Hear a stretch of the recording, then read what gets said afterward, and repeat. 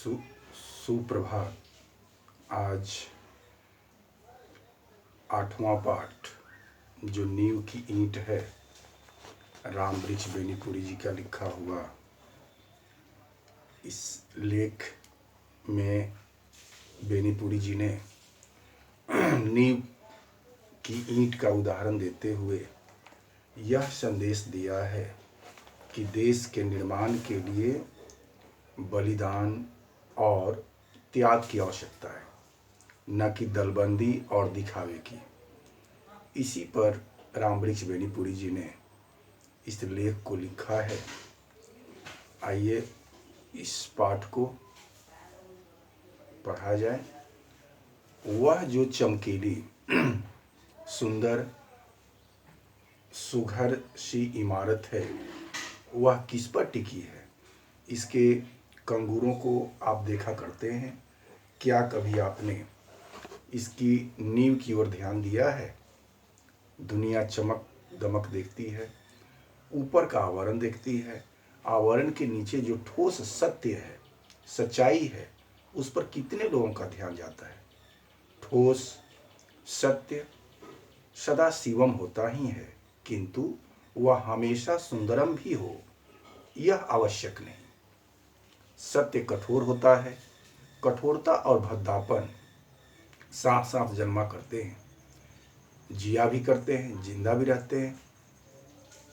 हम कठोरता से भागते हैं, भद्देपन से मुख मोड़ते हैं, इसलिए सत्य से भी भागते हैं। नहीं तो हमें इमारत के गीत, नींव के गीत से प्रारंभ करते हैं। वह ईंट धन्य है जो कट छट करके कंगूरे पर चढ़ती है और बरबस लोक लोचनों को अपनी ओर आकृष्ट करती है।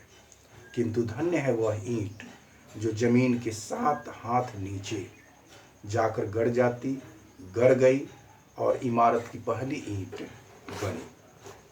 क्यों? इसी पहली ईंट पर, उसकी मजबूती और पुख्तेपन पर सारी इमारत की अस्ति नास्ति निर्भर करती है। उस ईंट को हिला दीजिए, कंगूरा बेतहाशा जमीन पर आ गिरेगा। कंगूरे के गीत गाने वाले हम आइए अब नींव के गीत गाएं। नींव वह ईंट जो जमीन में इसलिए गड़ गई कि दुनिया को इमारत मिले। यानी ईंट की विशेषता जो है, नींव की ईंट की विशेषता कि जो जमीन में इसलिए गड़ गई कि दुनिया को इमारत मिले, कंगूरा मिले। वह ईंट जो सब ईंटों से ज़्यादा पक्की थी, जो ऊपर लगी होती तो कंगूरे की शोभा 100 गुनी कर देती। किंतु जिस ईंट ने देखा इमारत की पायदारी उसकी नींव पर निर्भर करती है, नींव पर निर्भर होती है, इसलिए उसने अपने को नींव से अर्पित किया। वह ईंट जिसने अपने को 7 हाथ नीचे इसलिए गाड़ दिया कि इमारत जमीन से 100 हाथ ऊपर तक जा सके। वह ईंट जिसने अपने लिए अंधकूप कबूल किया। अंधकूप इसलिए कबूल किया कि ऊपर के उसके साथियों को स्वच्छ हवा मिलती रहे, सुनहरी रोशनी मिलती रहे। वह ईंट जिसने अपना अस्तित्व इसलिए विलीन कर दिया कि संसार एक सुंदर सृष्टि देखे। सुंदर सृष्टि हमेशा ही बलिदान खोजती है। सुंदर सृष्टि हमेशा ही बलिदान खोजती है। बलिदान ईंट का हो या व्यक्ति का। सुंदर इमारत बने इसलिए कुछ पक्की पक्की लाल ईंटों को चुपचाप नींव में जाना है। सुंदर समाज बने इसलिए कुछ तपे तपाए लोगों को मौन मुख शहादत का लाल सेहरा पहनना है। तो सुंदर समाज के लिए मौक मुख शहादत का लाल सेहरा पहनना है और कुछ पक्की पक्की लाल ईंटों को चुपचाप नींव में जाना है, क्योंकि सुंदर इमारत बनना है।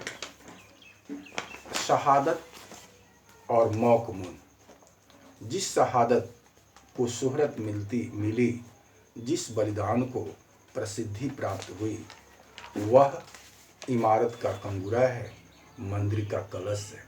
हाँ, शहादत और मौन मुख समाज की आधारशिला यही होती है। ईसा की शहादत ने ईसाई धर्म को अमर बना दिया, आप कह लीजिए, किंतु मेरी समझ में ईसाई धर्म को अमर बनाया उन लोगों ने जिन्होंने उस धर्म के प्रचार से अपने को अनाम उत्सर्ग कर दिया। उसमें से कितने जिंदा जलाए गए, कितने सूली पर चढ़ाए गए, कितने वन वन की खाक छानते जंगली जानवरों के शिकार हुए, कितने उससे भी भयानक भूख प्यास के शिकार हुए। उनके नाम शायद ही कहीं लिखे गए हों, उनकी चर्चा शायद ही कहीं होती हो, किंतु ईसाई धर्म उन्हीं के पुण्य प्रताप से फूल फल रहा है। वे ईंट की नींव थे, नींव की ईंट थे, फल फूल रहा है। वे नींव की ईंट थे। गिरजाघर के कलश उन्हीं की शहादत से चमकते हैं। आज हमारा देश आज़ाद हुआ सिर्फ उनके बलिदानों के कारण नहीं, जिन्होंने इतिहास में स्थान पा लिया है। देश का शायद कोई सा कोना हो जहाँ कुछ ऐसे दधीची नहीं हुए हों जिनकी हड्डियों के दान ने ही विदेशी वृत्रासुर का नाश किया। हम जिसे देख नहीं सके वह सत्य नहीं है, यह है मूढ़ धारणा। ढूंढने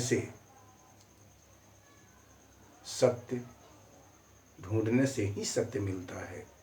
हमारा काम है, धर्म है, ऐसी नींव की ईंटों की ओर ध्यान देना। सदियों के बाद नए समाज की सृष्टि की ओर हमने पहला कदम बढ़ाया है। इस नए समाज के निर्माण के लिए हमें नींव की ईंट चाहिए। अफसोस, कंगूरा बनने के लिए चारों ओर होरा होरी मची है। नींव की ईंट बनने की कामना लुप्त हो रही है। नींव की ईंट बनना कोई चाहता नहीं है। 7 लाख गांवों का निर्माण, हजारों शहरों और कारखानों का नव निर्माण, कोई शासक इसे संभव नहीं कर सकता। जरूरत है ऐसे नौजवानों की जो इस काम में अपने को चुपचाप खपा दे, जो एक नई प्रेरणा से अनुप्रमाणित है। अनुप्रमाणित का अर्थ होता है प्रेरित करना, अनुप्रमाणित है, अनुप्राणित यानी प्रेरित करना।